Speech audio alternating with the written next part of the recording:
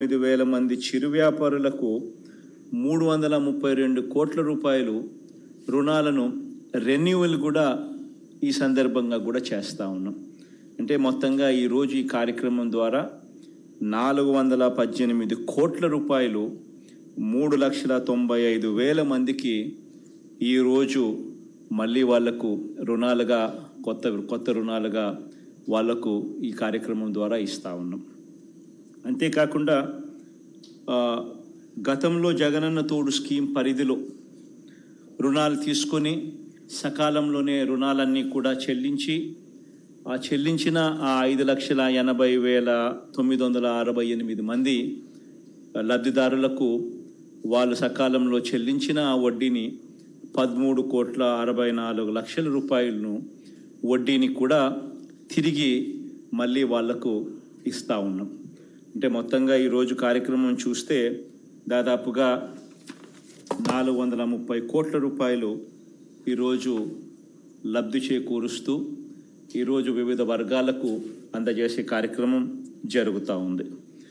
ఇప్పటి వరకు లాస్ట్ 7 విడతల్లో ఒకసారి గమనించినట్లయితే ఈ జగనన్న తోడు పథకం అనేది ఏదైతే జరుగుతూ ఉందో ఆ పథకంలో ఈ 7 విడతలే కాక ఈ 8వ విడత కూడా పరిగణలోకి తీసుకుంటే ఇప్పటి వరకు యూనిక్ బెనిఫిషరీస్ ఇప్పటి వరకు 16,73,576 మందిని ఈరోజు ఈ కార్యక్రమంతో కూడా కలుపుకుంటే 16,73,576 మంది చిరు వ్యాపారులకు అక్షరాల 3,373 కోట్ల రూపాయలు వడ్డీ లేని రుణాల కింద వాళ్ళకి ఇవ్వడం, వాళ్ళ తరపున వాళ్ళు కట్టిన వడ్డీలు 88,33,00,000 మళ్ళీ వడ్డీలు వాళ్ళకు తిరిగి వెనక్కి ఇవ్వడం.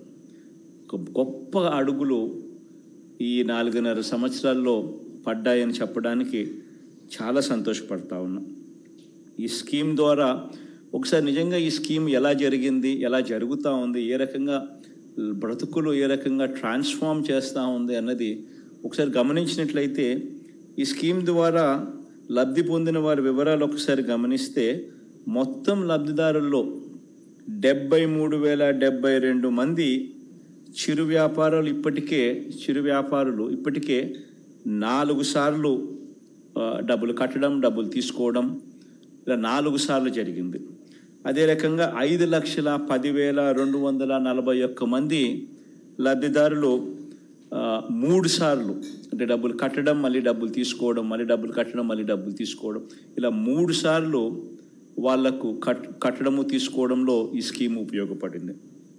మరో 3,98,229 మంది చిరు వ్యాపారులు 2 సార్లు ఇలా రుణాలు పొందారు. అంటే డబ్బులు మళ్ళీ వెనక్కి తిరిగి కట్టడం, ఆ తర్వాత మళ్ళీ వాళ్ళకు డబ్బులు రుణాల కింద ఎన్హాన్స్ చేసి కూడా ఇవ్వడం కూడా జరిగింది.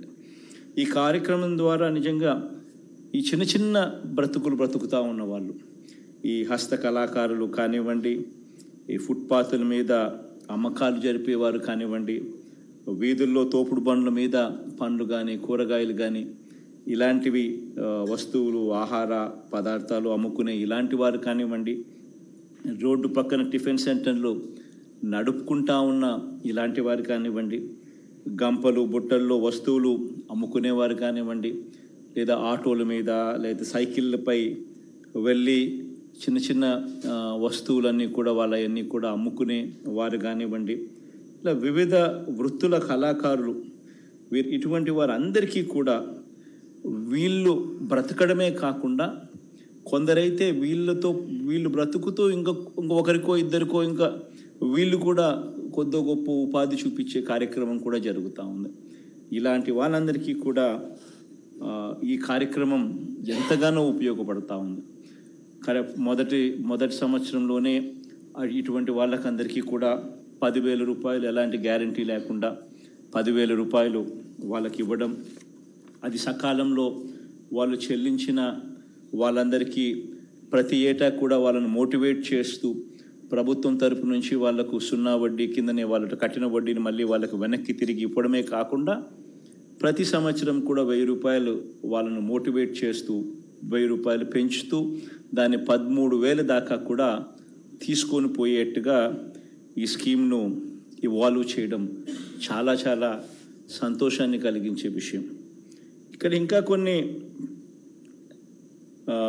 సంతోషం కలిగించే ఇంకా కొన్ని విషయాలు కూడా ఈ స్కీమ్ ద్వారా చూస్తే, ఈ 16,73,000 మంది ఎవరైతే ఈ స్కీమ్లో లబ్ధి పొందినారో ఇందులో 87.13% అంటే 87% నా అక్క చెల్లెమ్మలే.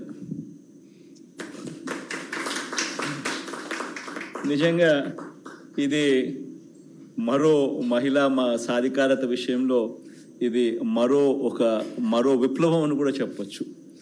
87.13% ఈ 16,73,000 మందిలో రుణాలు తీసుకుని ఇలా కడతా ఉండి మళ్ళీ వెనక్కి తీసుకుని మళ్ళీ కడతా ఉన్న వాళ్ళలో 87% మంది నా అక్క చెల్లెమ్మలే.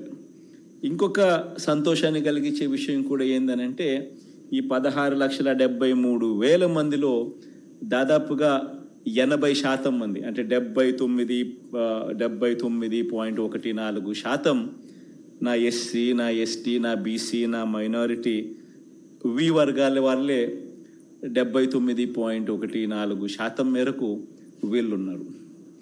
నిజంగా ఇది కూడా మరో సాధికారత విషయంలో ఇది కూడా మరో విప్లవం అని కూడా చెప్పచ్చు.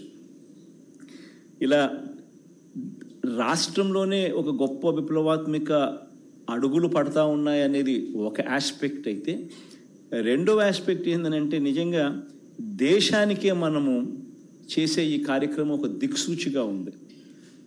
అది ఎందుకు దిక్సూచిగా ఉంది అని అంటే, ఏ స్థాయిలో దిక్సూచిగా కూడా ఉంది అని అంటే, దేశం మొత్తం మీద సెంట్రల్ గవర్నమెంట్ ఎంతో పుష్ చేసి సెంట్రల్ గవర్నమెంటు 7% వడ్డీకి ఇటువంటి చిరు వ్యాపారులకు రుణాలు ఇప్పించే కార్యక్రమంలో భాగంగా కేంద్ర ప్రభుత్వం దేశవ్యాప్తంగా